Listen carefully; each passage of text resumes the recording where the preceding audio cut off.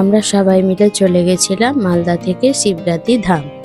Train থেকে বারুয়া জংশনে নেমে সবাই মিলে একটা সেলফি তুলে নিলাম। তারপর সেখান থেকে গাড়ি করে রওনা দিলাম শিবগাতি ধামের জন্য। কিছু দূর যাওয়ার পর চা খাওয়া, সবার ফটো শ্যুট করা সেই সব চললো। তারপর পৌঁছে গেলাম শিবগাতি ধাম। দেখো দুই ধারে কত মেলার মতো বসেছে, দোকানগুলোতে ভোগ, ফুল, মালা এইসব বিক্রি হচ্ছিল। আরো অনেক রকমের দোকান বসেছিল। অনেক সিঁড়ি পার করে আমরা সবাই মিলে মন্দিরের কাছে পৌঁছালাম।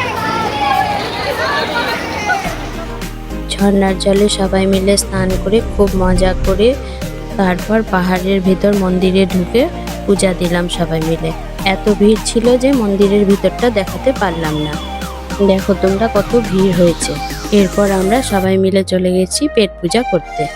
এত ভিড় ছিল, খাবার আসতে টাইম লাগবে, তাই খাবারের অপেক্ষায় টাইম কাটাচ্ছিলাম।